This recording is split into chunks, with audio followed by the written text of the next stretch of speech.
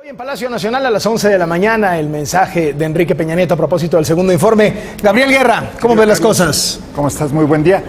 Tú no te acuerdas, Carlos, pero en esos viejos tiempos del informe imperial, pues bueno, era día feriado, Sí, me acuerdo. nadie iba a las clases, No había colegios. y bueno, para muchos afortunados pues era un día libre, para algunos no tan afortunados nos sentaban a ver el informe, Era mi nuestros caso, papás, era ¿no? mi caso. También el mío, lo cual explica muchos de nuestros traumas de infancia.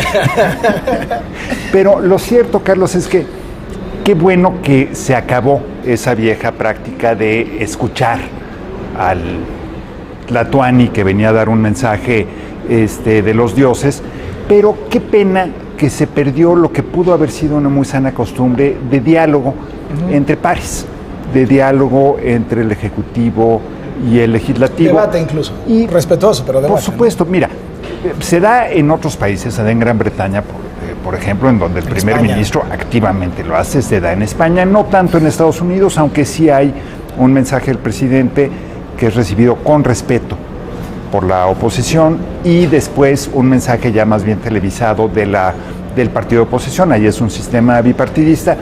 Aquí la verdad es que había degenerado ya, Carlos, en una cosa en que iba el presidente, lo interpelaban, lo interrumpían, hacía como que no los escuchaba, pero al final del día, bueno, no era serio para ninguna de las partes. Entonces, eso en cuanto a la ceremonia, ¿no? Yo creo que, bueno, pues este formato no es el ideal, pero por lo menos permite que pues no haya demasiados agravios de ninguna de las partes.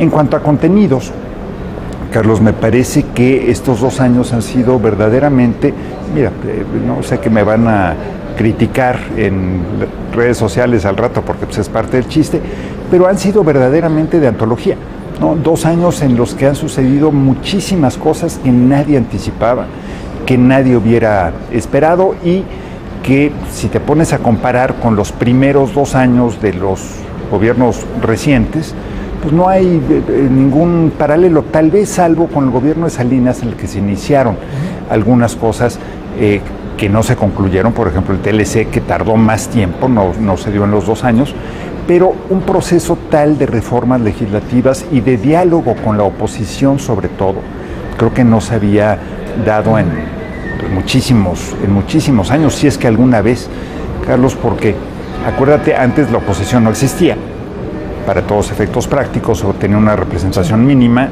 Después, pues la relación siempre fue muy tensa y muy poco amable, por lo menos con alguno de los partidos de oposición, y hoy yo creo que si fueran a rendir su respectivo informe el PAN y el PRD, podrían también presumir muchas cosas, ¿no? Al final del día, PRD fue coarquitecto de la reforma fiscal, el PAN de la reforma energética, todos se sumaron a la educativa. A la educativa, por ejemplo, a la de Telecom. Entonces, hay grandes avances. Falta, por supuesto, toda la parte de la concreción, Carlos, de las reformas, y ahí es donde me preocupa, porque estamos viendo ya cómo se atoró, por ejemplo, la reforma educativa, ¿no? Un gran planteamiento con el que todos estuvimos de acuerdo, pero que en la práctica, pues en algunos estados, Oaxaca notablemente, pero no nada más, no ha logrado concretarse, con un secretario de Educación que pues se le ve muy poco, ¿no? La verdad que no pareciera metido en la operación, en la implementación del tema, tal vez lo está, pero con una discreción pues verdaderamente digna de otros tiempos.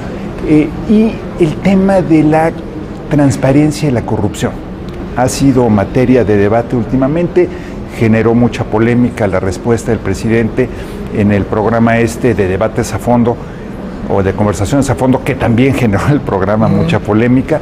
Sé que si es o no un tema cultural, la corrupción, lo cierto es que, aunque lo sea, al gobierno le corresponde combatirla con todo y no simplemente aceptarla como una realidad lamentable de la sociedad en la que vivimos. Eso yo creo, Carlos, es el tema crucial, porque sin aplicación de la ley no hay reforma que sirva.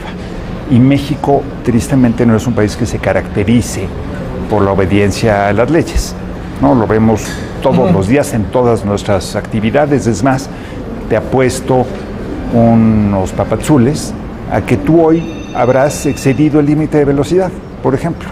Probablemente. ¿No? A lo mejor incluso sin darte cuenta, pero yo ciertamente lo hice, porque si no, no hubiera llegado puntualito está bien. y a tiempo para el programa. Todos de una u otra manera violamos la ley. El problema es cuando lo violan los poderosos y no hay consecuencias. Ahí yo creo que está el gran reto para el futuro de las reformas. Gabriel, muchísimas gracias. Carlos. Gabriel Guerra, analista de Primero Noticias, Primero Finanzas.